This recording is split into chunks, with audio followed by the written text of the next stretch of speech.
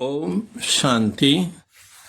13/5/2026 புதன்கிழமை. வாணி தரும் வசந்தம். இனிமையான குழந்தைகளே, தந்தையின் மூலம் நீங்கள் அடைந்திருக்கும் சிருஷ்டியின் முதல் இடைக்கடையின் ஞானம் புத்தியில் வைத்திருக்கிறீர்கள். ஆகையால் நீங்கள்தான் ஸ்வதர்ஷன சக்கரதாரி ஆவீர்கள். மன் மனாபவ என்ற ஊசி, இந்த ஊசி ஆன்மீக தந்தை தவிர வேறு யாரும் போட முடியாது. தந்தை கூறுகின்றார், இனிமையான குழந்தைகளே, நீங்கள் என்னை நினைவு செய்தால் போதும். நினைவின் மூலம்தான் ஆத்மா தூய்மையாகும்.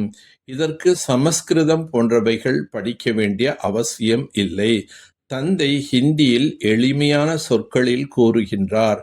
ஆன்மீக தந்தை நம்மை தூய்மையாக ஆக்குவதற்கான யுக்தி கூறிக்கொண்டே இருக்கின்றார் என்ற நம்பிக்கை ஆத்மாவுக்கு எப்போது ஏற்பட்டு விடுகிறதோ அப்போது விகாரங்களை விட ஆரம்பித்து விடுவார்கள்.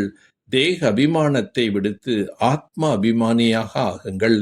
தந்தை நினைவு செய்யுங்கள் என்று தந்தையும் கூறுகின்றார். அவர்தான் பதீத பாவன் ஆவார். நான் ஆத்மா இங்கு நடிப்பதற்காக வந்திருக்கின்றேன். இப்போது நாடகம் முடிவடைகின்றது. திரும்பி செல்ல வேண்டும் என்பதை யாரும் அறியவில்லை. பல மனிதர்கள் உள்ளனர், பல மொழிகள் உள்ளன. சத்தியுகத்தில் ஒரே ஒரு தர்மம், ஒரே ஒரு மொழிதான் இருந்தது. உலக சக்கரம் சுற்றி கொண்டே இருக்கின்றது. புதியது பழையதாகவும் பழையது புதியதாகவும் மாறுகின்றது. இதுதான் ஸ்வதர்ஷன சக்கரம் என்று கூறப்படுகின்றது. ஆத்மா 84 பிறவிகள் என்ற சக்கரத்தில் சுற்றி கொண்டே இருக்கின்றது. இந்த ஞானம் தந்தை தவிர வேற எந்த மனிதனும் கொடுக்க முடியாது. பாரதத்தில் ஜீவன் முக்தி இருந்தது. மற்ற அனைவரும் முக்தி தாமத்தில் இருந்தனர். சத்தியுகத்தில் ஒரே ஒரு பாரத கண்டம் மட்டும் இருந்தது. யார் விகாரத்தில் செல்கிறார்களோ அவர்களைத்தான் பத்தீத்தமானவர்கள் என்று கூறப்படுகின்றனர். இந்த நேரத்தில் உங்களுக்கு ஞான அமிர்தம் கிடைக்கின்றது. சத்தியுகத்தில் மிகவும் குறைவானவர்கள்தான் இருப்பார்கள்.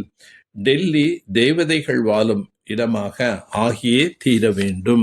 இப்பொழுது நாம் இறுதி நேரத்தில் இருக்கின்றோம். பாரதத்தின் மகிமை யாருக்கும் தெரியாது. தந்தை வந்துதான் பாரதத்தின் கதையை கூறுகின்றார். பிரம்மாவின் மூலம்தான் உங்களை பிராமணர்களாக ஆக்கி பிறகு தேவதைகளாக ஆக்குகின்றேன். பக்தியில் எவ்வளவுதான் கங்கையில் குளித்தாலும் ஜபம் தவம் செய்தாலும் அவசியம் கீழே இறங்க வேண்டியே ஆக வேண்டும். சத்தோ பிரதானமாக இருந்தீர்கள், இப்போது தமோ பிரதானமாக இறங்கிவிட்டீர்கள். ஆகவே இதனைத்தான் கீழே இறங்கும் நிலை என்று கூறப்படுகின்றது. ஆத்மா தாழ்ந்த நிலையை அடைந்து விட்டது. சிவ் பாபாவின் ஆஸ்தி பிரம்மாவின் மூலம் கிடைக்கின்றது.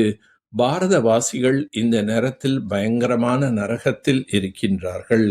சிவ் பாபாவின் ரதம் என்பது எது என்று யாருக்கும் தெரியவில்லை. உண்மையில் காளையின் மீது சிவனோ அல்லது சங்கரனோ சவாரி செய்வது கிடையாது. சிவன் நிராகாரமாக இருக்கின்றார். அவர் எவ்வாறு சவாரி செய்ய முடியும்? காளையின் மீது அமருவதற்கு கால்கள் தேவை. இதைத்தான் குருட்டு நம்பிக்கை என்று சொல்லப்படுகின்றது. தந்தையிடமிருந்து அடையும் ஞான அமிர்தத்தை பருக வேண்டும், மற்றவர்களையும் அருந்த வைக்க வேண்டும். பூஜாரி நிலையிலிருந்து பூஜ்ய நிலை அடைவதற்காக விகாரங்களை தியாகம் செய்ய வேண்டும். சொர்க்கம் செல்வதற்கு தகுதியானவர்களாக ஆக்கக்கூடிய தந்தையின் ஒவ்வொரு விஷயத்தையும் ஏற்றுக்கொள்ள வேண்டும். முழு நிச்சய புத்தி உடையவர்களாக ஆக வேண்டும். அனுபவத்தின் வில் பவர் மூலம் மாயாவின் சக்தியை எதிர்கொள்ளக்கூடிய அனுபவ மூர்த்தி ஆகுக. அனுபவம் என்பது அனைத்திலும் மேலான சக்திசாலியான ஸ்டேஜ். அனுபவி ஆத்மா தனது அனுபவத்தின் வில் பவர் மூலம் மாயாவின் எந்த ஒரு சக்தியும் அனைத்து விஷயங்களையும் சர்வ பிரச்சனைகளையும் சுலபமாகவே எதிர்கொள்ள முடியும். மேலும் அனைத்து ஆத்மாக்களையும் திருப்திப்படுத்த முடியும்.